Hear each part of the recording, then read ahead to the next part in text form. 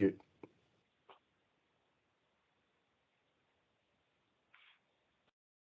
That's the recording started now, Chair. Thank you. Excellent. Right, I will open the meeting. Welcome everyone to the Education Committee meeting, the last one before recess. I'm sure all the children and the staff are looking forward to the summer holidays. So we have 9 items on the agenda. 7 of them are papers from the Education Leadership Team. So we will start quickly and move on so we can get through all of these, hopefully, within the hour. Thank you. So apologies for absence, please. Agenda item 1.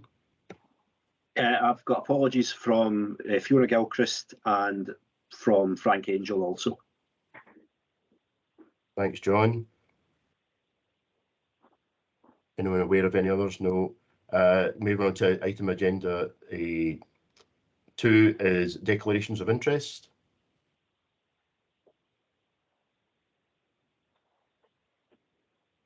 I believe so. None there to be recorded. Okay, so we'll move on to the first report, Customer Excellence Award from Director of Education, Mark. If you'd like to start that, please.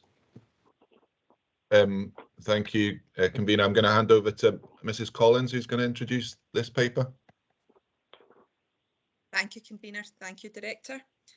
The purpose of this report is to advise committee of the outcome of the most recent customer service assessment of the Education Department.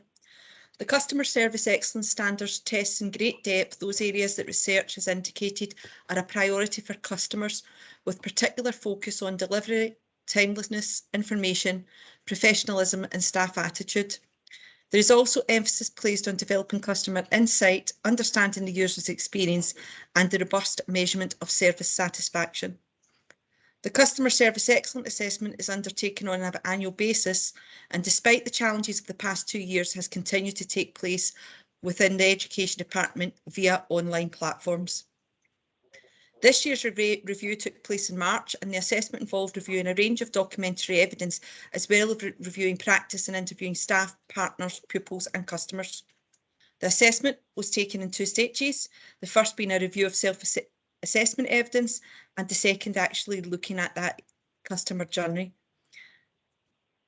This year, the customer journey that the review focused on was providing that continuity of learning during another period of school closures, as well as a focus on how we've continued to build staff capacity through high quality professional learning. The outcome of the review was continued award of the Customer Service Excellence Standard. The assessment report is included in Appendix 1 of this paper. It should be noted that the report highlights the high levels of customer satisfaction and how these continue to improve over time. The work with customers to develop insight about their specific needs and preferences and prioritising these.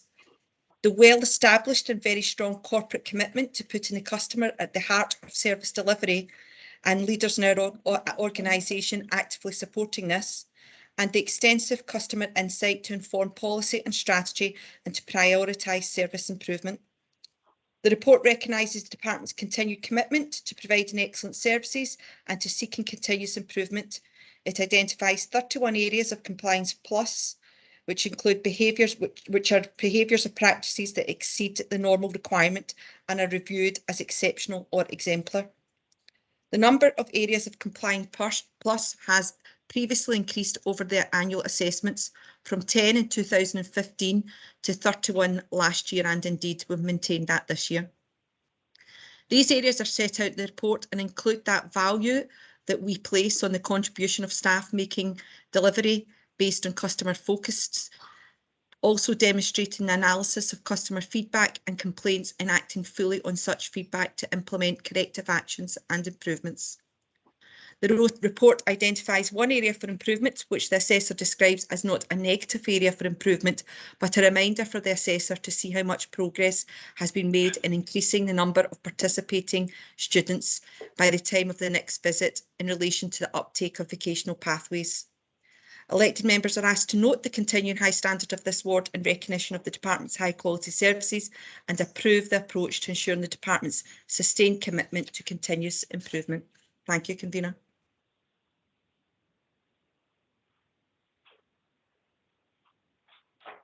Thank you, Janice. And can I ask for any comments, please? Believe Owen. You have a Councillor O'Donnell, sorry. Yep. Thank you, Chair. First of all, I think congratulations. Huge amount of work has been done to maintain this standard. So well done. And obviously it's difficult times through COVID and the likes. I did have one specific question, which was really on the vocational pathways, which the report sort of called out.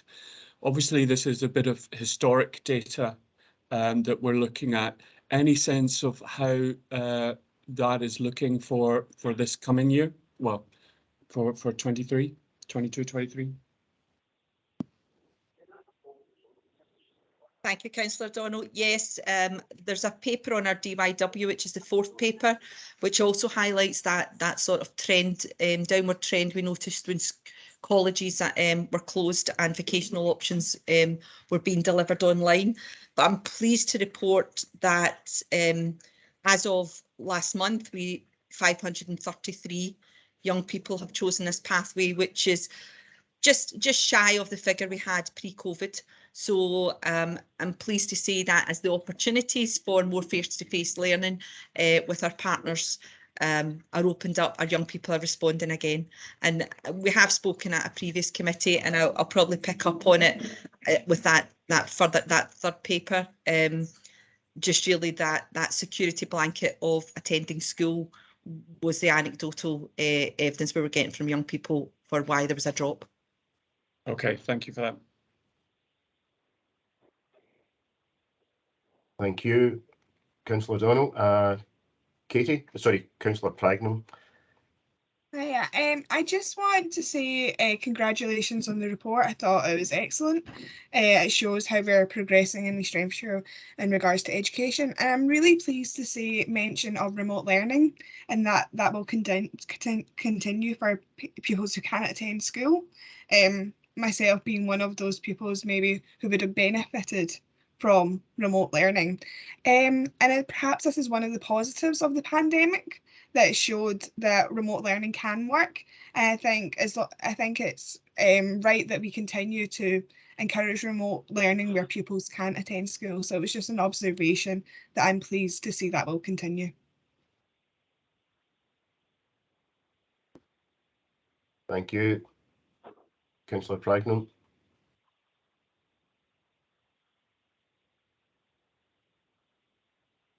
Councillor Buchanan, sorry, did you put your hand up there?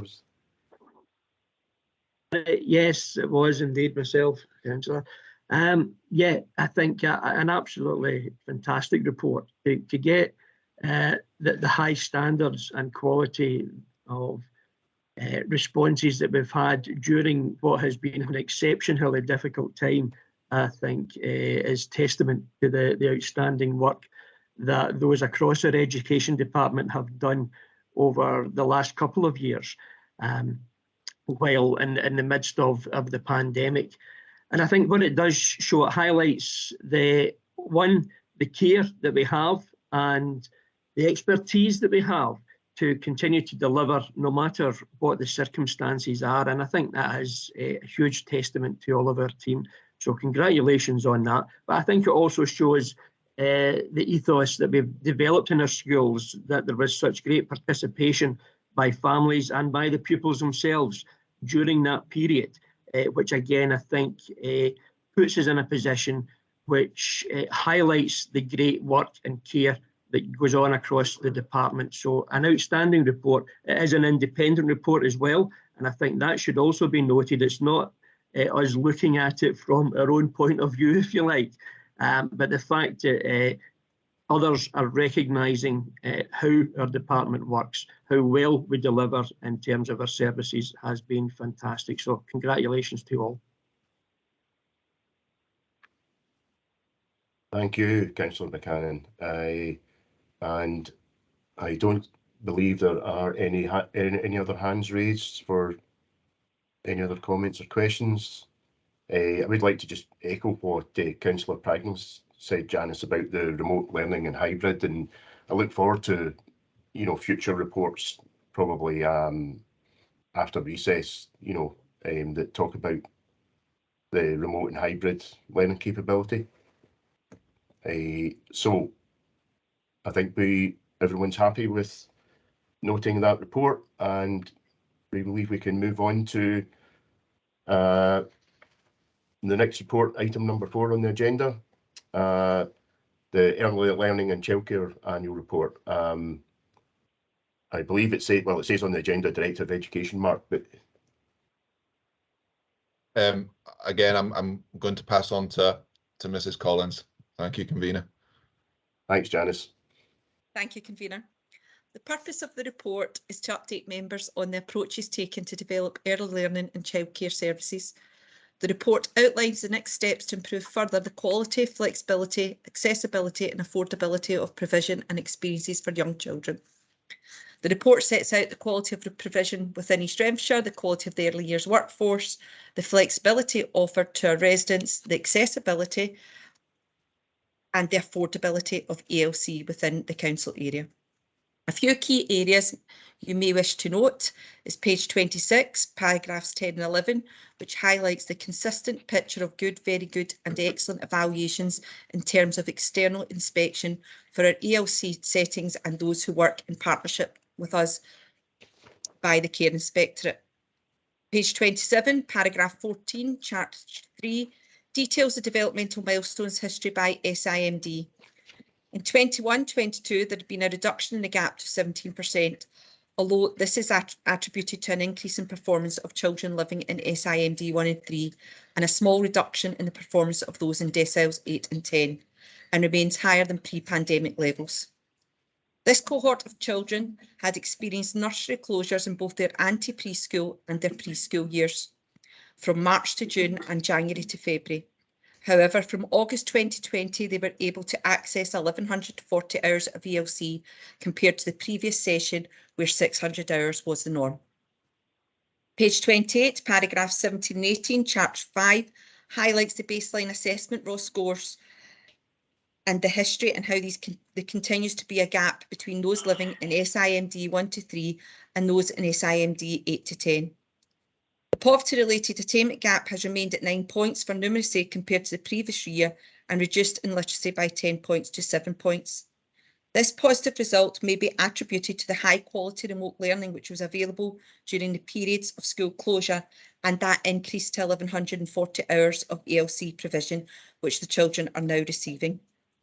Resources from recovery monies were effectively deployed to support the recovery curriculum with a focus on literacy, numeracy and health and wellbeing.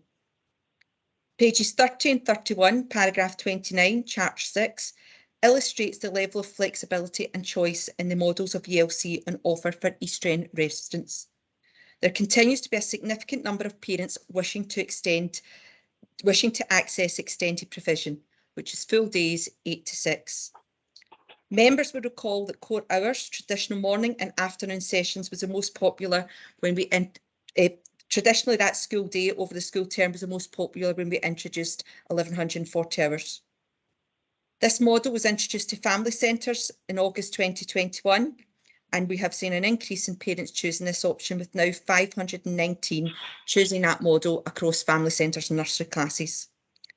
These longer sessions, combined with full year provision, can also account for the upward trend with parents choosing to go with funded providers who provide a level of flexibility that we are unable to match at this particular point. Page 32, paragraph 40 outlines the department's commitment to tackle child poverty in East Renfrewshire and provide ELC support to more families in low-income households. The Education Department collaborated with colleagues across the council to widen the priority for 2-year-old children to consider indications of poverty. A copy of the updated priorities can be found as an appendix to this report on page 37. Education Committee is asked to note and comment on the contents as outlined in this report. Thank you, convener. Thank you, Janice. And can I request if there's any comments from any of the members in terms of the report. Councillor O'Donnell? Yeah, again, great progress on delivery. Just one question. Obviously, the 1140 hours is relatively new initiative. When do we expect to see this investment have an impact on children's performance levels in primary schools? Would it be age 7, age 9? I wonder when we'll start to see the benefits from this investment in later years. In partnership with our colleagues across the Regional Improvement Collaborative, the West Partnership, we are undertaking a longitudinal study to measure the impact, because I do think it will take some time.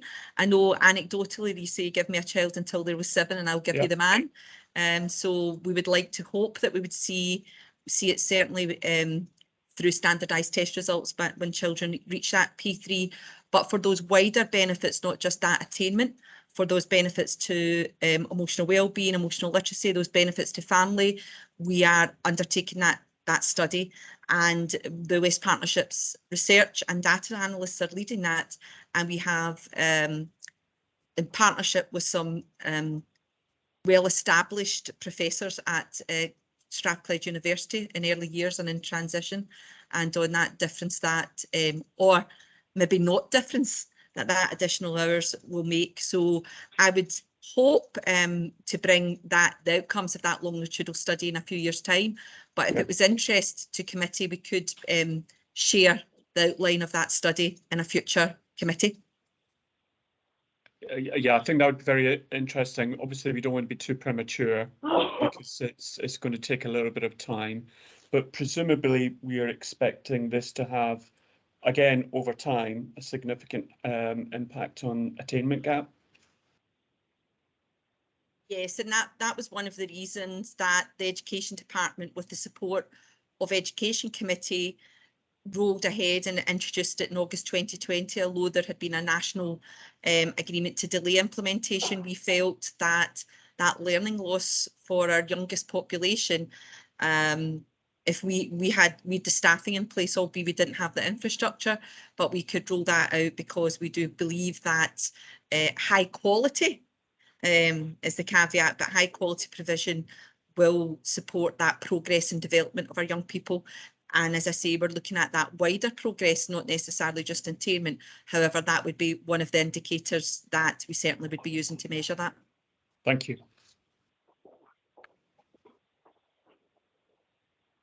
Thank you, Councillor O'Donnell. Thank you, Janice. Councillor Buchanan. Thanks, Chair. Thanks, Janice, for the report. Again, an outstanding report.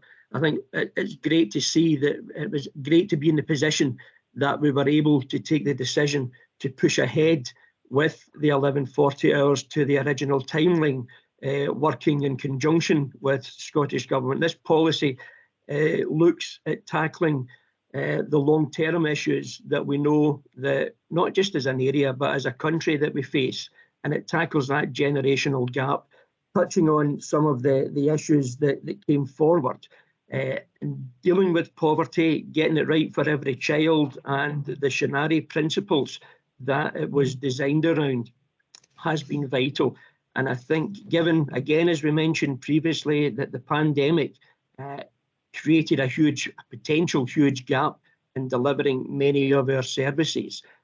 So the decision to go ahead, to keep to the timeline, to deliver those services quicker than we otherwise perhaps normally would have, and indeed quicker than many other authorities, I think will stand the test of time and start to continue our narrowing of the attainment gap and continue our process of getting it right for every child. And I think that has been vital going forward. So again, an excellent report. It's testament, again, as we mentioned previously, to the hard work done by the department, particularly over the last couple of years, that has enabled us to be in a very solid position going forward. And we obviously look forward to the much longer term results and the benefits that this policy will deliver. Thank you, Councillor. Councillor Merrick. Thank you, Chair. Thank you for the report, Janice. This it's hard to believe it's only about 5 years ago this came to the Education Committee, and everybody thought, wow, that's quite ambitious. But there you are. It's been delivered early. It looks like it's going to be a game changer. So we can't wait to see the results of the rest of the, how it's impacting the kids. But as well as narrowing the attainment gap, there's more to this than that, because it is still raising the bar for everybody. It's everybody's benefiting from this, parents, families, and there's a lot of hope when you see all these nurseries and the fun and outdoor learning that's going on there is terrific. So it's an absolute triumph for the Education Department in particular. Thank you. Thank you, Councillor Merrick. I believe Councillor Campbell, your hand was raised there.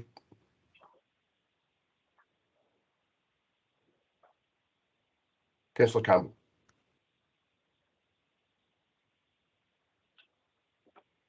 Hi, thank you, Chairman.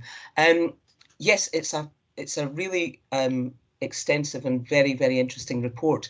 But just looking at the information on pages 27, 28, particularly the references to developmental milestones, I took a look at improved services benchmarking data, and that reveals that the percentage of children meeting the milestones in East Renfrewshire lags behind 6 other comparable councils, local authorities.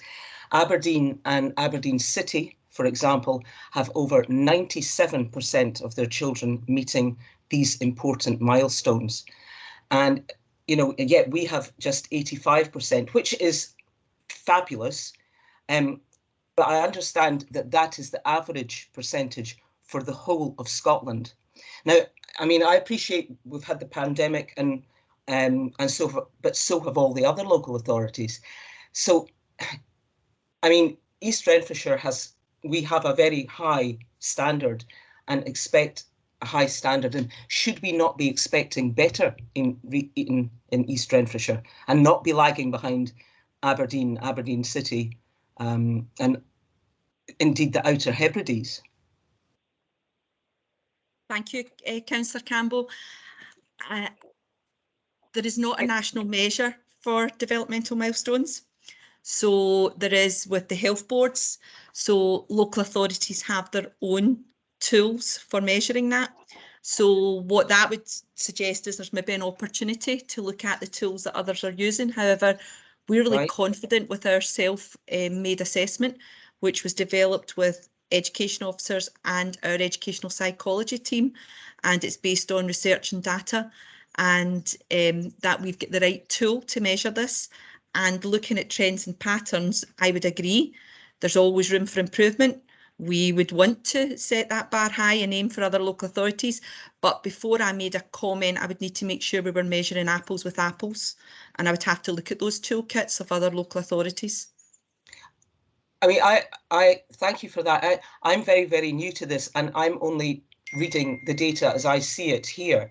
And I would have thought that if data is published, it is apple for apple, orange for orange.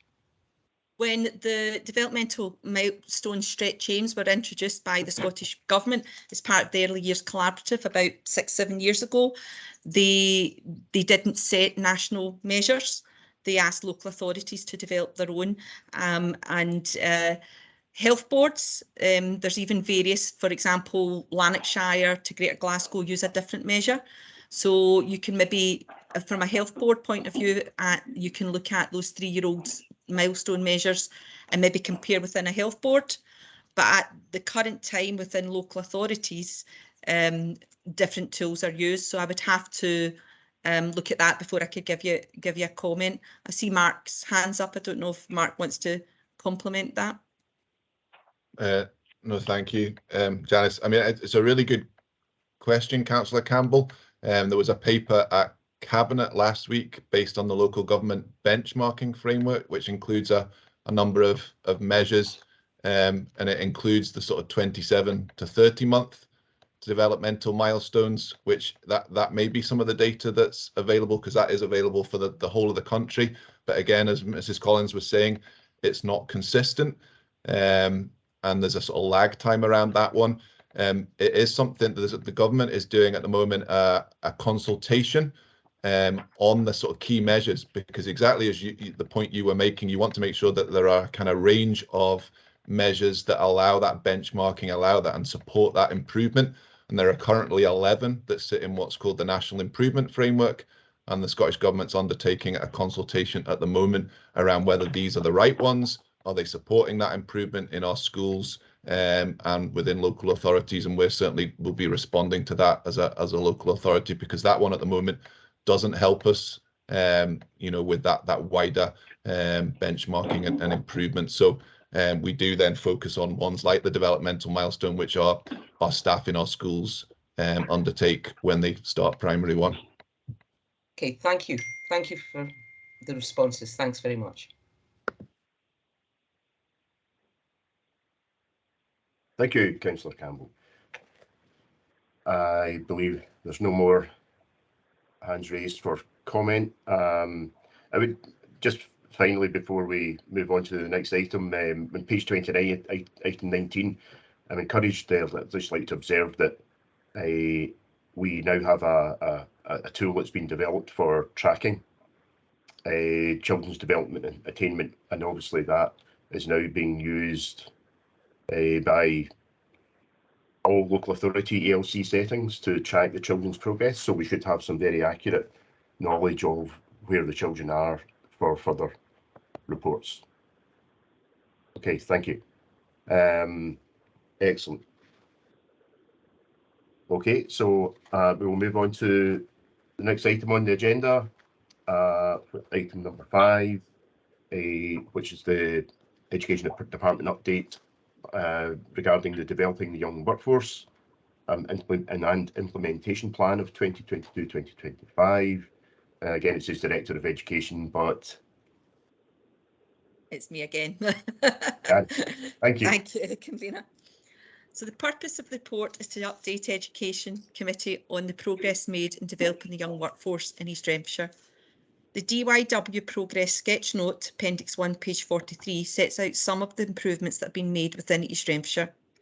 The note provides evidence of progress, key achievements and performance. It should be noted that the note reflects the progress against the one-year DYW plan that was placed as an interim measure last year. DYW has provided a catalyst for the ongoing focusing of attention on the development of skills for work, life and learning, and for all young people to develop these skills, whatever their ambition. Page 40, paragraph 15 details a few key highlights. These include learners have more opportunities to develop skills for learning, life and work through relevant real-life contexts. 97.4% of East Renfrewshire school leavers were in a positive destination in 2020-2021, the second highest result to date. Colleges have created new vocational courses with partners employers, broadening that scope and that choice and flexibility for our learners. As detailed in Appendix 2, page 45, our DYW Implementation Plan 2022 to 2025, we will continually reflect the work that has taken place and identify further areas for improvement. Page 46 details the 3 key themes of the new 3-year plan: curriculum, collaboration and equity, with page 47 to 49 providing detail of the key activities. Education Committee is asked to note and comment on the Developing the Young Workforce progress in East Renfrewshire and approve the updated draft implementation plan for 2022-2025.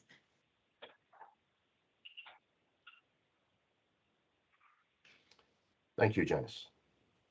And can I request any comments or observations? Councillor Pragman. Thank you, convener. I just wanted to say that I am delighted to see the Education Department implementing a no wrong door policy. As in the past, most schools place greater emphasis on higher education as opposed to other options, and perhaps this wasn't the right approach. So I believe this is progress in advertising not only university education, but college education, vocational training and apprenticeships and the benefits they have. And not every child fits in to university education. So I'm really pleased to see the Education Department implementing this.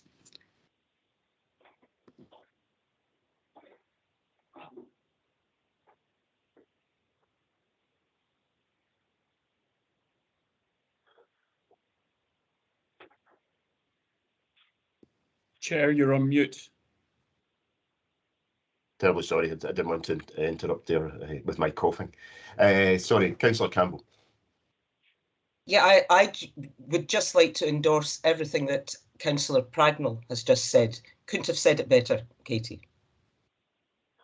Thank you, Chairman. Thank you, Councillor Campbell. Any other comments or observations? We also have to, sorry, Councillor Buchanan. Yeah, thanks, Chair. Yeah, very much welcome this report. I think it shows the excellent work that we have done over the years. I think what's interesting about it is that once again, we were probably leading the way in many of these aspects. It was a fairly straightforward transition to move to the DBIW set up, given the work that was already done and in place across all of our departments. We know that working closely, particularly with the Environment Department, but indeed across all the council departments, we already looked at many of the outcomes that we had been targeting for some years for children and young people across East Renfrewshire. This gave us an additional measure and makes it a much more national issue, but I think that step of moving to it and why our figures are so good in terms of that initial stage is because of the work that was done prior to that and where we had been leading for some years and ensuring that the outcomes that we have for our children are the right outcomes. And it wasn't just about going to university, not just about college, but covering the whole spectrum of whether it was further education or indeed moving into work and being ready for work. That was vital. And again, a credit to the long-term vision that has been there across the department and across the council to ensure that these outcomes are suited to the individuals concerned. Thanks again. Thank you, Councillor Buchanan. Any other comments? I see no other hands raised. I'll just make a final comment, observation myself, Janice, about item 14. It talks about the number of foundation apprenticeship courses available for our young people has increased over recent years. With increasing number of pupils choosing foundation apprenticeships, there's no numbers or figures available to allow us to quantify that. The difficulty is because it's ongoing, but at the last count it was 55. I think we had 48 last year, but I think because these courses are on a sort of rolling programme and they could be on their second year or third year, you sometimes get a false figure, but actual children at the moment is 55, and but there would probably be more in August, September. Excellent, and that's one of the reasons for asking really is to then allow us to see in future, you know, hopefully it's going in the right direction. If we could possibly include that maybe in the September, October future reports. I could bring maybe some of the young folk who are to a future committee, but it doesn't normally be included in the sort of attainment section at that stage, but we can bring an update in October when we do the presentation. We could maybe have some young folk coming along as well and talking about their pathways and their achievements. Excellent. Maybe, Happy Chair, to- just to say, it's also the sort of information that gets captured in the standards and quality report, which we'll bring to a future education committee as well, and it'll summarise, as Mrs. Collins said, the sort of progress on a sort of year-by-year basis in terms of the wider vocational programme. Okay, thank you, Mark.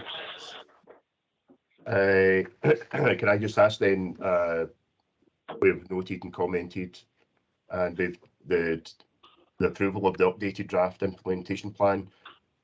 I'm assuming all members are happy to proceed with that unless anyone raises a hand to object. Okay, excellent, thank you. Great, thank you, Janice.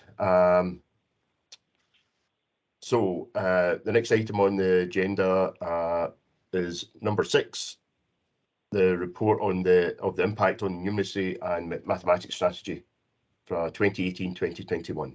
And I believe, is it Janice again? Thank you, Janice. Thank you, Convener. The purpose of the report is to update Education Committee on the progress and impact of the numeracy and mathematics strategy across East Renfrewshire early learning childcare settings and schools. The report outlines the steps taken to further improve the attainment, achievement and experiences of children and young people in numeracy and mathematics across East Renfrewshire. Education Committee is asked to note and comment on the progress of the delivery of the numeracy and mathematics strategy and the proposed next steps as outlined in the report. In September 2016, the Scottish Government published its Making Maths Count report, transporting Scotland into a maths positive nation.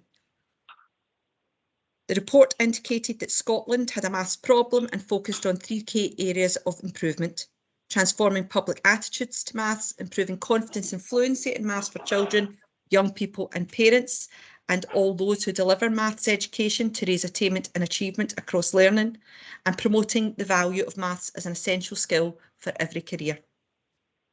Pages 53 and 54, paragraphs 6 to 9, outlines the Education Department's response to the National Report and the subsequent numeracy and maths strategy.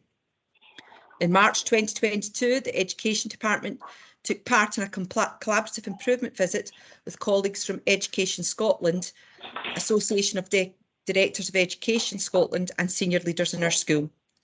The visit took a rigorous look at the progress and impact of our strategy with 3 key focus areas: attainment, learners' experiences and stakeholders' views. Paragraphs 20 to 53 provide detail of the impact and performance. Strengths that were highlighted include the very strong attainment across the sectors, East Renfrewshire's performance as the highest performing local authority in numeracy at P1, 4, 7 and 147 combined, and the senior phase performance in numeracy and mathematics that was much better than the national average and our virtual comparator. Children and young people are motivated and engaged in their learning, and the relationships between staff and pupils are very positive. Pedagogy in numeracy and mathematics is an improving picture. Up-to-date research has influenced the professional learning offer, with staff advocating a more investigative and explorative approach to learning. The views of learners regarding maths and numeracy, again, were very positive. Next steps are outlined in pages 60 and 61, paragraph 63. In conclusion, the numeracy and mathematics strategy has made a significant impact on learners' experiences in our nurseries, schools and adult learning services. The impact of COVID on outcomes for children who live in poverty is significant, and there requires a continued focus on tackling the impact of this in terms of attainment, with careful and considered use of our strategic and pupil equity funding and all other available resources. A new numeracy and mathematics strategy 2022 to 2025 will be produced with a key focus on attainment and achievement, learners' experiences and stakeholders. Education Committee is asked to note and comment on the progress of the delivery of numeracy and mathematics in East Renfrewshire and the proposed next steps as outlined in the report. Thank you, Convener. Thank you, Janice. And can I request any comments or observations?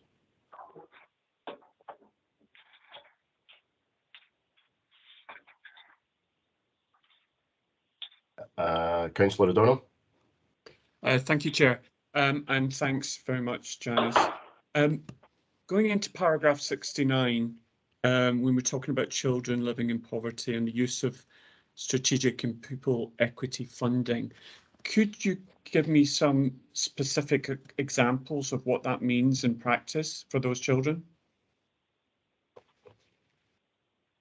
At the moment, we are in the process of engaging the views of stakeholders, including parents, young people and staff, and indeed partners in the third sector, about what they feel would benefit them and support them. Obviously, as education staff, we would align it closely to that curriculum development and learning and teaching. However, we think it's very important that we gather the views of all involved. And the purpose of gathering those views is to submit a strategic equity plan to the Scottish Government in September of this year. And I would be bringing that plan to Education Committee for your approval, which would outline the areas that we plan to focus. We are taking a participatory budgeting approach. So a panel of those key stakeholders will make the final decisions on funding. However, our focus, initial comments are leading us to believe that it will be focused on well-being and attendance, as well as developing that curricular area, making it more accessible, and the learning and teaching around that. Also looking at careful assessment and tracking and using that data and building on that data to identify those gaps in learning, and then supporting our staff and our school leaders to identify interventions that will have an impact and that they can measure that progress. Thanks, Janice. That feels as if it's in the future, which I'm sure is not the case. So what are we doing now? At the moment, we track attainment, and you'll know that we have additional resource at the moment. We didn't have the strategic equity funding, but our schools did have that pupil equity funding, and they have that autonomy to target that to best where they see fit. So they have an understanding of children's attainment, the gaps in learning, and there's carefully selected targets developed by the department for schools, but that they're then drilled down to what that means for individual pupils, so that we have a target of where we want them to be. Then those interventions and those learning and teaching approaches, those strategies, those resources, they are outlined by the school and delivered by key school staff. The role of the department is really to support and challenge that, to quality assure it, to make sure it's having that impact. And that's through our quality improvement team, who would have those that dialogue with school staff around what's working well, how do they know, how can they evidence it in terms of attainment, also going in and observing learning and teaching lessons to make sure that the pedagogy is meeting the needs of those young folk and that folk are fully included in the lessons, and where possible or where appropriate, working closely with our educational psychology team in case there's a particular barrier to learning, where they would give us that signpost, that research and that expertise to try different approaches. There's a whole host of things. It might be engaging with parents and supporting that learning at home, supporting that. Really, we need to start with well-being. If children have not got that learning behaviour, they're not in that place to learn, that may be the barrier. So I suppose it really depends on what the barrier is. So although we've got this strategic equity funding, albeit a small amount, it's still very much welcomed. Our schools have been deploying their pupil equity funding, their core resources, and when we had, we've still got some, but our lowest 20% monies. So all the time they are looking at those on an individual basis and planning for that individual to make sure that they make that progress that they should be making. And yeah, they benchmark it against that, the sort of average and norm, but it's very much a child-led experience. Thank you for that clarification. So we're doing it now, and it's not subject to so further review in terms of what we're doing and the process around that is happening now anyway. Absolutely. So there is lots of literacy interventions, numeracy interventions, professional learning that's supported by the centre, so that our school staff are equipped. and that regular quality assurance and that dialogue is going on all the time, along with that target setting and that tracking attainment. Thank you. Thank you very much. Mark, could you? It was maybe just to follow up just with a small observation on that hopefully is helpful to Councillor O'Donnell's question. I think the end of that paragraph 69, talks about all other resources, and I think it's just worth highlighting that, because the sort of pupil equity fund is around about 1.4 million that our schools receive, and that's quite variable in terms of what proportion of a school's budget that would make up. So for some of our large secondary schools that perhaps are in a more affluent area, it might only be around about 0.5% of their budget. For some of the other schools, it might go up to around about 9 or 10% of their budget. And I think what Mrs. Collins has been highlighting is that ambition and that expectation that all that our schools are doing in terms of their improvement work is focused on, we talk about raising the bar and closing the gap. So, you know, all our schools will be very focused on delivering that across the board. I was in a primary school yesterday, which doesn't get a very large amount of pupil equity funding, but they were able to describe the approaches they were taking for next year's improvement plan around the way that they were looking to meet children's needs more effectively, the professional learning that they were developing, the way that they were deploying their staff across the stages. And it linked beautifully to the previous paper around developing the young workforce. They were seeking to develop that creativity and building on that early years investment that we were hearing about in paper 2, to take that sort of play-based approach, that children leading the learning, and that will raise the bar for all learners. And evidence shows that it will also help to close the gap. So it's really a very much a holistic approach. So hopefully that's also helpful, Councillor O'Donnell. Yes, thanks very much, Mark. Okay, thank you, Mark. Thank you, Janice. I don't believe there are any more hands raised. Can I just finally ask, Janice, it says about the new numeracy and mathematics strategy 22 to 25. They will be produced. Do we have a time frame?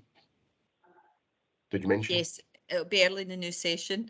So we had to complete, obviously, the review of the last strategy to find out where progress had been made and to identify those next steps. So officers will have already met with a range of head teachers, class teachers, pupils and parents to take that forward. So we'll be bringing that to committee early in the new session.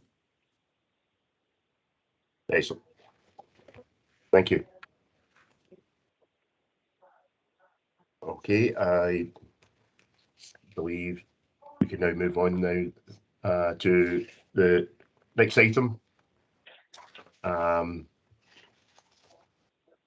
7, it's a standard circular dressing for excellence at departmental policy and school uniform.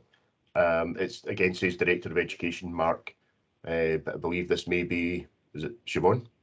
Yes, I'll hand over to Miss McColgan. I don't want it to create the impression that I'm not doing anything here, which I think this meeting is doing very, very well. Thanks, Mark. Thank you, convener. The purpose of the report is to update the Education Committee on the refreshed Dressing for Excellence policy, which outlines the approaches to be taken with regards to school uniform in order to meet the duties and obligations outlined in the Equalities 2010 Act, the United Nations Convention on the Rights of the Child, and the Child Poverty Scotland Act 2017. As reducing the cost of living is a key driver within East Renfrewshire's local child poverty action plan and an area all of our settings and schools are working on, the Dressing for Excellence policy has been updated with the intention of ensuring the cost of school uniforms are affordable for all families. We've audited to make sure that all schools ensure that their recommended uniforms don't exceed the clothing grant amount of £120 for primary schools and £150 in secondary schools. In addition to this, the policy aims to support schools in working with their stakeholders to ensure school policies prevent any indirect or direct discrimination against pupils as a result of their gender, race, age, disability, sexual orientation and religion belief. In order to inform the update of this policy, we undertook consultation with a range of stakeholders, including parents and carers, children and young people, and a variety of school staff. Recently, the Scottish Government have embarked on a national consultation around school uniform, and thereafter will produce guidelines which we'll obviously review and look at to ensure that the Dressing for Excellence policy is in line with this, and if required, we'll look to update following that. Education Committee is asked to note and comment on the updated Dressing for Excellence policy. Thank you, Convener. Thank you, Siobhan. Can I make a request for comments, please? Councillor Pragnell. Thank you. I'm pleased to see local parent councils setting up uniform recycling and reuse schemes. I think that's an excellent use of their time and their efforts, and I went to one last month and it was very well received by the community. I have concerns that in recent years some schools have been introducing tartan items into the uniform. No, not compulsory. Parents have told me that this is costly and can sometimes create a two-tier system of uniform where they feel pressured to buy the tartan items because their children want it, and they feel like it separates the children if they don't all have the tartan uniform. So have you got any comments on that? I know it's up to individual schools, but I know from speaking to parents at that event and from witnessing that event that all the tartan items went immediately. They were gone within 20 minutes of the event starting. So I was just wondering what your comments were on that sort of. Yeah. Thank you. I think key to it is the partnership working between schools, their parents and carers and children and young people. And when looking at school uniform policies, I think it's very much got to be a partnership approach in terms of finding out what it is that parents and carers want, what it is that children and young people want, but keeping absolutely at the forefront of that is the cost of the school day. Our guidance is very clear around school uniforms. The sort of prescribed list should not exceed the amount within the school clothing grant. And I think schools are very cognizant of that now, and some of the work that they're doing. They are ensuring that. I know that there's one school in particular who is looking at tartan skirts, but actually what they've done is they've bought a stock of them in, and they're doing it through a sort of hire and loan scheme, where, and I know a number of our schools already do similar things around blazers, where there's recycling so they can have access to it. So regardless of what the parent partnership with the school decide in terms of their uniform, they will do it in a way that is affordable for all families. Okay, thank you. Thank you, Councillor Pragnell. Councillor Campbell, I think you had your hand raised.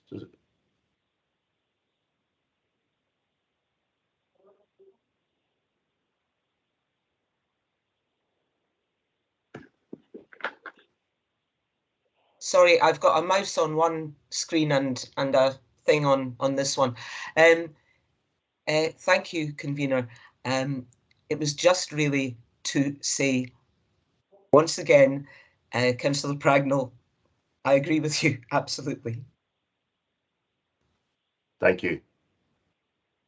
That's great. Thanks to you, Councillor Campbell. It was touched upon there, like Siobhan, in her response to Councillor Pragnell about the cost of the school day project.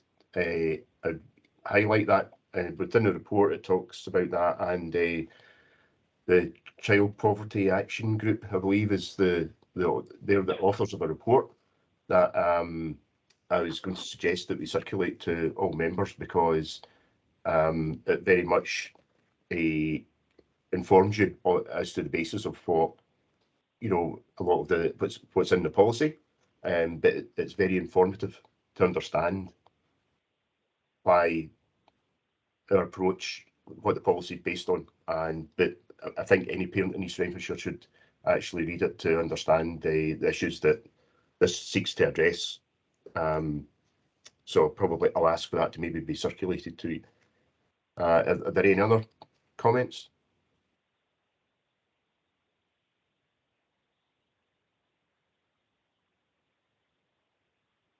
hopefully so. Can I ask, Siobhan, just finally, sorry, I realise you're suffering a bit the same as I am. It mentions something about the schools having the ability to make, I think, how do you refer to it, bulk purchases to actually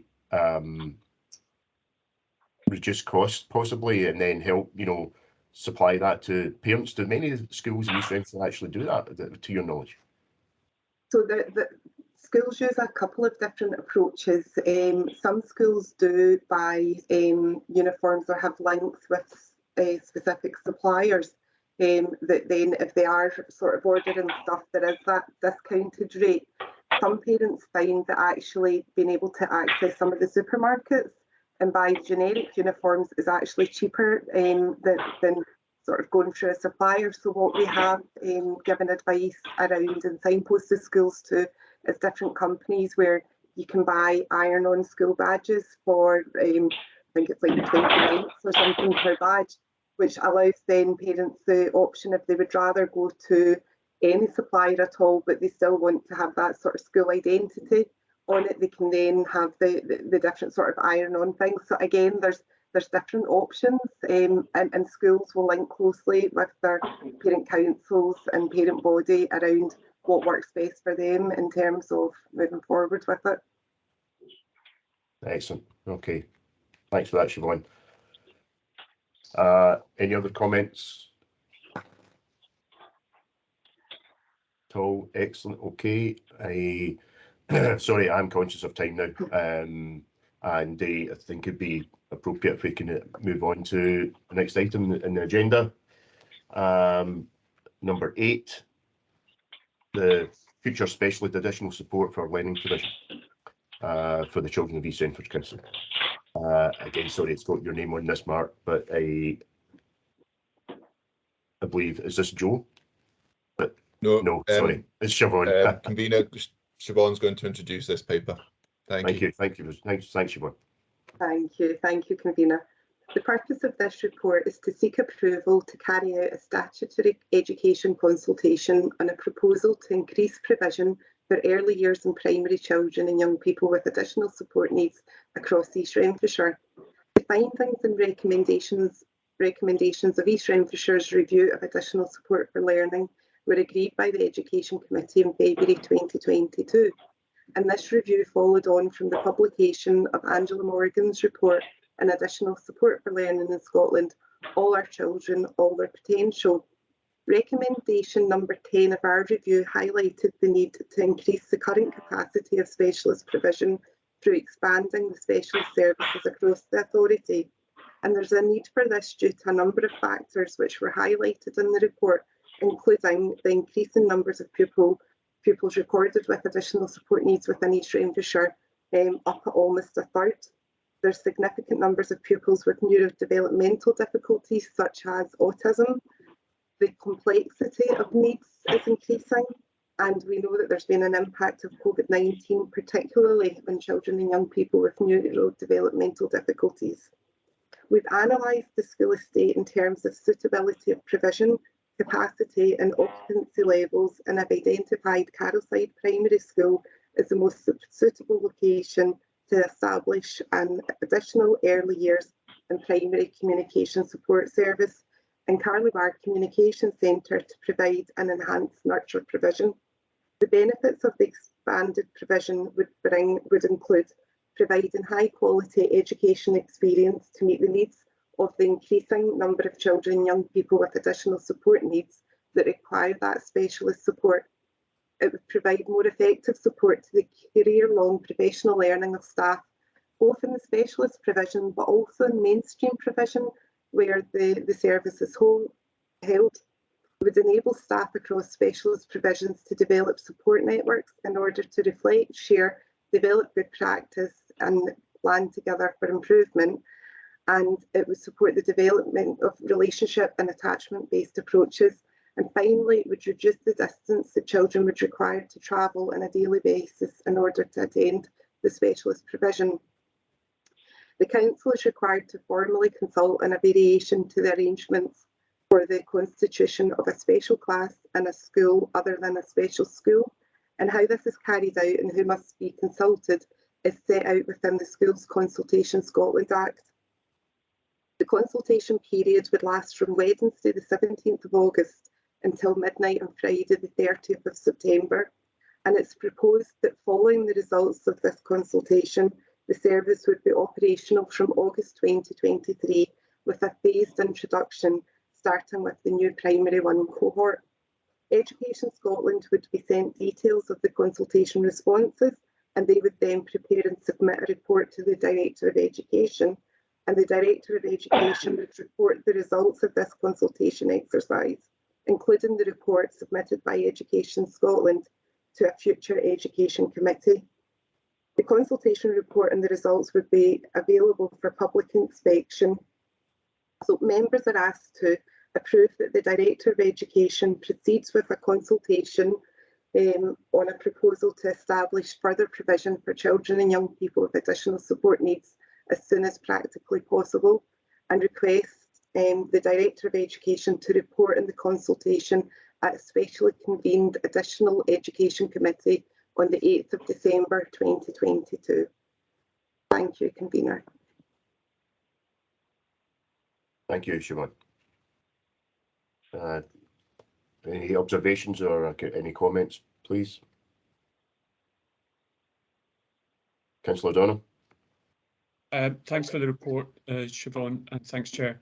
I'm fine with the whole idea of setting up a new unit. I think that makes perfect sense. A couple of things really surprised me in the report: the 23 to 28% of school-aged children being diagnosed with additional needs. I think historically, we look at the population as a whole at around about 10%.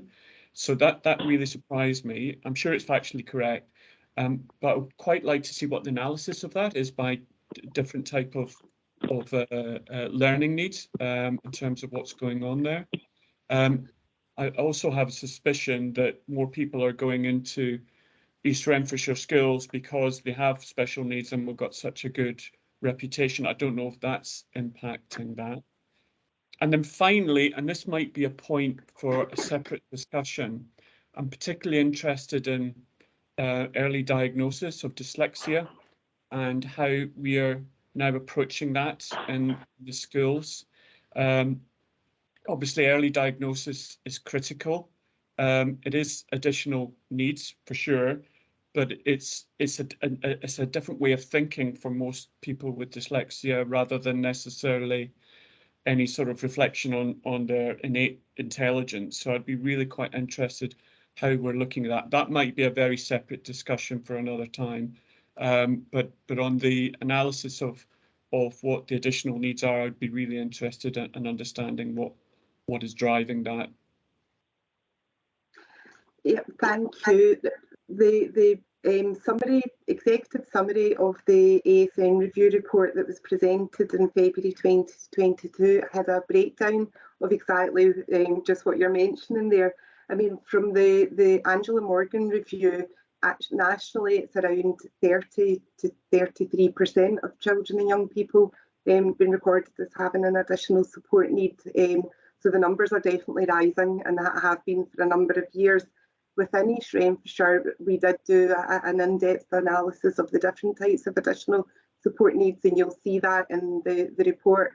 I can tell you off the top of my head, the most significant was, as you've mentioned, dyslexia, literacy difficulties, and ASD type difficulties, and English as an additional language. In terms of your observation about some families potentially moving into East Renfrewshire, again, we did an analysis in particular of Isabel Mayer School and the number of families, as you say, who access the school having moved house with I suppose that has been one of the driving factors to them relocating. And yeah, we do have a number of families who are moving into the area to access some of those resources. So that is a contributing factor. It's not the only factor, but it definitely does contribute towards it. In terms of the early identification of dyslexia, we do have a sort of robust guidance that have been developed by our educational psychologists based on research around when the best time to assess children for dyslexic type difficulties is. And obviously, you know, educational psychologists and school staff work really closely with families around when there are sort of projected difficulties around that. But I suppose in primary 1 and 2 and 3, that there are whole contributing factors, and it could be a range of things. And the optimum age for then assessing around dyslexia is usually around end of primary 3 into primary 4. But what we always do try to reassure parents with is that it really doesn't matter whether a child has a diagnosis or not, they'll still receive the interventions or supports differentiated learning that they would need in order to continue to learn and make progress. But we follow the sort of research and guidance around when the best time to complete those assessments would be. Okay, thank you very much. And if you could share that data of the analysis, that would be really helpful, Siobhan. Thank you. Okay, thanks. Thank you, Councillor O'Donnell. Thank you, Siobhan. Any more requests or comments?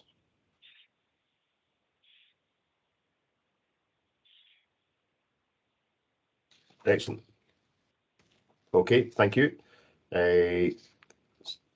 We'll move on to the final item on the agenda. Item 9 is consultation on the establishment of Gaelic medium primary education at Thornleybank Primary School from August 2023. And I believe this time it actually is Joe. Yeah, good morning, Councillor Anderson. Good morning, everyone. Yeah, I'll go through the paper and the proposal for consultation with regards to Gaelic medium primary education.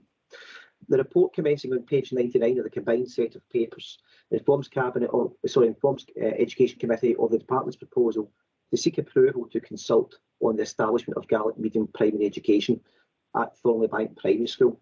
I will refer to it as GMPE at this particular point in time, otherwise it's a bit of a mouthful as I go through my introduction. Currently, GMPE is not provided within East Renfrewshire Council educational establishments, with any child who is being taught in Gaelic medium attending establishments in other local authorities, such as Glasgow and South Lanarkshire, by means of a placement request. Children can only attend these establishments if there are places available after residents of the local authority are accommodated. East Renfrewshire children who attend these establishments are transported to and from these schools each day.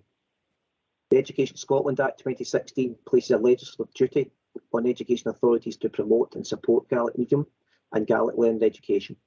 The Act also establishes a process by which parents can request GMPE from their education authority, and that when a threshold of demand is evidence, there is an effective entitlement to GMPE, and that local authorities will secure the provision of this in the council area unless it would be unreasonable to do so.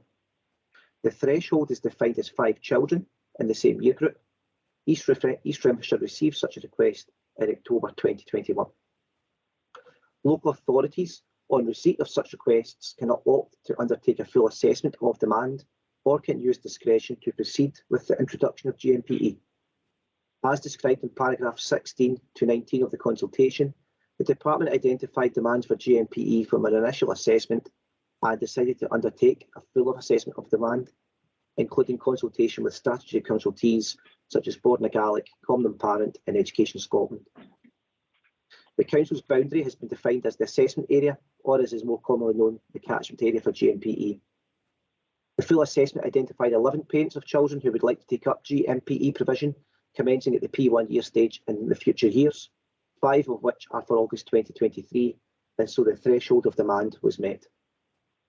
As described in paragraph 23 of the consultation paper, the decision to proceed with GMPE in East Renfrewshire was delegated to the Director of Education in order to meet the legislative timelines for the decision on GMPE at an Education Committee on the 3rd of February. The outcome of the full assessment and decision to proceed was made by the Director with the publication of the report in February. The statutory consultees of the full assessment suggested that whilst the proposal is for GMPE, a broader 3 to 18 provision should also be considered. The council is required to formally consult on the arrangements for the establishment of a new school or new stage of education in a school and the associated catchment area. How this is carried out must be consulted as clearly defined within the Schools Consultation Act. As members will appreciate, almost all schools across East Renfrewshire have high occupancy levels with little scope for further introduction of new classes. Further consideration has also been given to projected future roles, given residential developments within East Renfrewshire, and like all authorities, we must ensure sufficiency of school places.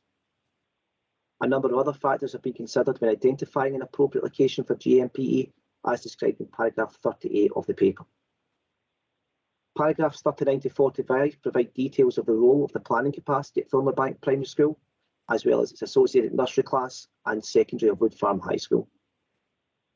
Paragraphs 46 to 55 provide details of the transport arrangements for current pupils and the significant reduction in travel time for children should the provision be located at Thornleybank rather than being transported to other local authorities. Given the initial indications of children who will request GMPE within East Renfrewshire, the department is planning on a P1 to 3 composite class initially, with P1 only pupils for August 2023 and with future P1 children joining in subsequent years. This approach aligns with the required delivery of Gaelic education with complete immersion in Gaelic across those stages of P1 to P3. In future years, a second composite class would be established across P4 to P7. The educational benefits of the proposal are detailed in the statements in paragraphs 83 to 97. The introduction of GMPE will support the Council's commitment to the use and promotion of Gaelic, as defined within the Council's Gaelic Language Plan. The introduction at Thornleybank would also mean that the English medium school would be well placed to access the expertise of specialist Gaelic practitioners and will allow the school to consider the inclusion of Gaelic in its approach to developing skills in other languages. Furthermore, children attending the English medium element would be able to develop their language skills, knowledge and comprehensive in a naturally occurring way and would heighten their interest in language and encourage bilingualism. Reducing the distances that children are expected to travel will also result in reduced time lost in travelling, allow inclusion in extracurricular activities, and will make it easier for parents and families to engage with the work and life of the school. Admission to the GMPE provision will be completely in accordance with the current school admissions and placement request policies and will not result in any impact on families applying for places in any other East Renfrewshire school. The financial implications of the proposal are detailed in paragraphs 98 to 102. Currently, there is no identified capital or revenue budget for the introduction of GMPE. However, from early discussions with the Gaelic and Scots team of the Language and Learning Directorate of the Scottish Government, it is likely that the majority of capital funding required will be provided to the Council. In order to support the Council to meet the additional revenue costs, with the introduction of GMPE, funding is available to all Scottish local authorities for up to 75% of the costs towards the delivery of Gaelic education via the Gaelic Specific Grant. It is proposed that the consultation will last from the 17th of August until midnight on the 30th of September, and the list of statutory consultees is detailed in paragraph 107. As Siobhan has mentioned with regards to the additional supports for learning consultation, given the timescales of consultation do not align with the Council's school admissions timeline, it is proposed that a special committee meeting be held on the 8th of December to consider the Director's report on the proposal. The report will be available to the public at least 3 weeks ahead of this date. Finally, the Education Committee is therefore asked to approve that the Director of Education proceeds with a consultation on the proposal to establish GMPE at Thornleybank Primary School from August 2023 and beyond, and instruct the Director of Education to report on the consultation at a specially convened Additional Education Committee meeting on the 8th of December. Thank you, Ken. Thank you, Chair. Thank you, Joe. And can I request any comments or observations?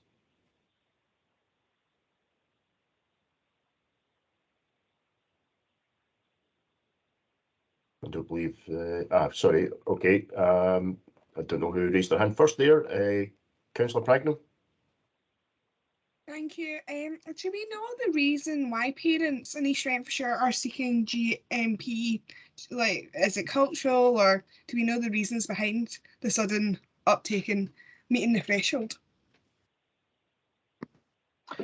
Yep, thank you, Councillor. There has been requests in the past, as has been recorded within the report paper. So back in 2017, there was a submission made by a parental body at that particular point in time, and Yeah, again, we undertook a similar approach where we undertook that initial assessment and contacted those individuals. As part of the process, councillor, the applicant has to submit information with regards to other families at that particular point in time who they believe are interested in GMPE in order to meet a threshold. But at that particular point in time, 5 years ago, once we had undertaken the follow-up discussions, the threshold wasn't met and we didn't proceed at that particular point.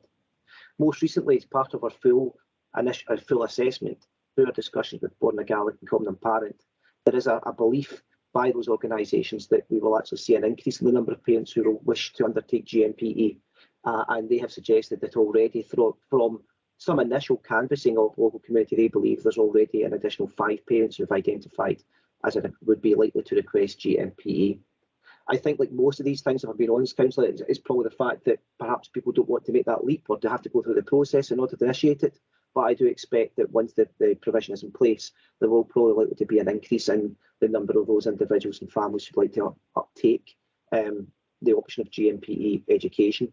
I suppose another statistic to throw into the mix is that within East Renfrewshire Council, we do have a national average, I suppose, of what is recorded as being Gaelic-speaking individuals. And so I suppose there is actually a body of people there at the moment who are likely to uptake this provision should and if and when it does become available. Do we have the statistics for Gaelic speakers in East Renfrewshire? Not at an individual level, other than we do know that from the statistics we have an average of the country, so that the average for Gaelic speakers across Scotland is matched within East Renfrewshire. Okay, thank you. Thank you. Councillor O'Donnell. Thank you, Chair, and thanks, Joe. Just a few points of clarification, please, and I'll say all the points together. So, what happens if the numbers drop below the 5 threshold after we start this GMPE? Secondly, which might be a question for Mark, how big a year group can composite classes become before we need to add another teacher and assistant? And I'm thinking not how many are in it, it's really, is it years 1 to 3 and then 4 to 7? How do we do that in practice? And then the third point is really obviously the pupil, the teacher to pupil ratio is going to be incredibly high and greater than what we see in our other primary schools. Is there any sort of equity consideration for the rest of our school children and parents with that respect? Thank you. Thank you, Councillor. Yeah, I can take each of those points in turn. I suppose there is crossover between them all, actually, in some ways. In terms of the drop below a certain figure and a certain level, as you'll appreciate, once the class is initiated, there'd then be an expectation of that group of learners will progress through in terms of their education being delivered within the Gaelic medium. The composite class and the structure of those is a maximum of 1 to 25. So 1 member of teaching staff to 25 children is the maximum that can be accommodated. And as I said, part of that in the planning is that primary 1 to 3 will be across those stages. And that aligns with the expectation of full immersion in Gaelic across those stages. At P4 to P7, it then changes and becomes the introduction of English. However, Gaelic is still the predominant language. Because of that approach to complete immersion, it is expected that children will commence their Gaelic education at primary 1. So we wouldn't anticipate children coming in and engaging with Gaelic education at primary 2 or primary 3. They must come in and start at the commencement of primary 1. In terms of numbers dropping and decreasing, I think what we're finding from our other local authorities is that it tends to have only one-way trend, is that the numbers are increasing. And that's been highlighted by a variety of different bodies, but certainly we're aware of the fact that Glasgow City Council has been informing people most recently of the significant demands that they are facing as a local authority in terms of the number of places that they can provide and accommodate for children from other local authorities. And in actual fact, they're in the progress just now of developing another Gaelic medium provision to accommodate the ever-increasing numbers. And so on that basis, it is anticipated that the numbers will increase. In terms of the second part, the second composite class, that would be P4 to P7. And again, that would then run through with another class as those pupils progress through a period of time. There's also the additional fact that, like all other local authorities across Scotland, we are required to comply with the statutory legislation with regards to placing requests and such like. And so there are opportunities for other children from other local authorities who may wish to apply for a place at Thornleybank Primary School and the Gaelic medium provision. And where we have places, we are statutory bound to grant those particular places. So as part of our planning, of course, our intention is to first and foremost meet the demands of our own local residents. And by having the composite class, that allows us to manage that in the best way possible, because we are predicting already that at current numbers and the current interest we see is that it's already indicating 17 children will be looking to uptake that Gaelic medium primary education in the kind of near future years. And that's without little promotion at this particular point in time. And so we do expect that those numbers will increase over the period. And so I think that touches probably on part one and point two in terms of the points.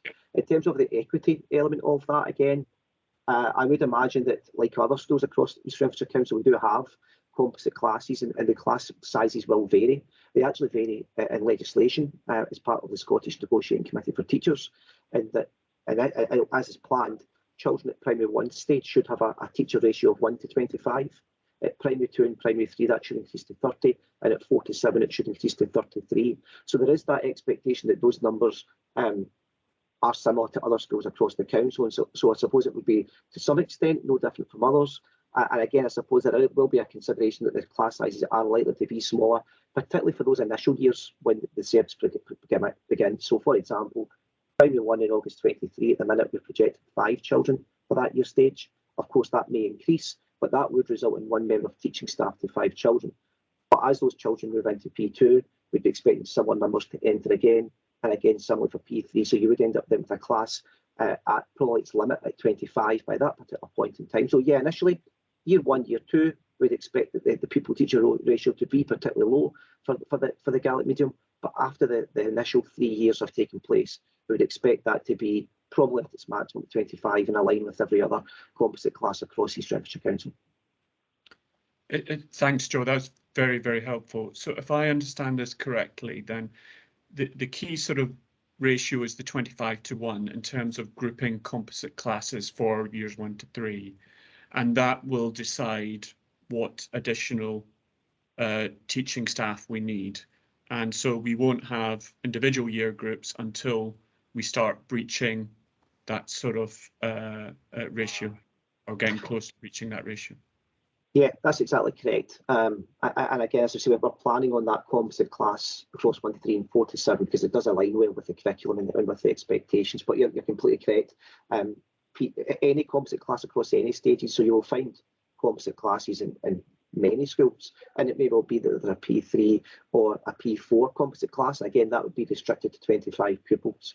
But again, of course, we'll continue to monitor it on an ongoing basis and to determine the number of interest that we have on an ongoing basis, because as you can appreciate, there is also an additional element of having to employ teachers who are Gaelic speaking teachers as well, and that's another factor that we have to consider and around with the actual establishment of the site. Thank you, that's very clear. Thank you. Excellent. Thank you, Joe. Thank you, Councillor O'Donnell. Sorry, Mark, you actually had your hand raised prior to I went to Councillor O'Donnell. Are you happy now that? Yeah. Yeah. All right. Thank you. Any other comments or observations? Anyone? No. Great. Thank you. So just to conclude then, members are asked to approve that the Director of Education proceeds with the consultation on the proposal to establish the Gaelic medium primary education at Thornleybank, and to instruct that the Director of Education reports on the consultation at a specially convened Education Committee on the 8th of December 2022. I'm assuming, well, obviously the previous item, again, we approved the Director to proceed with the consultation to establish further provision for children, and again that will be reported on at a specially convened additional Education Committee on the 8th of December 2022. all members present are okay to accept that, I believe. Thank you.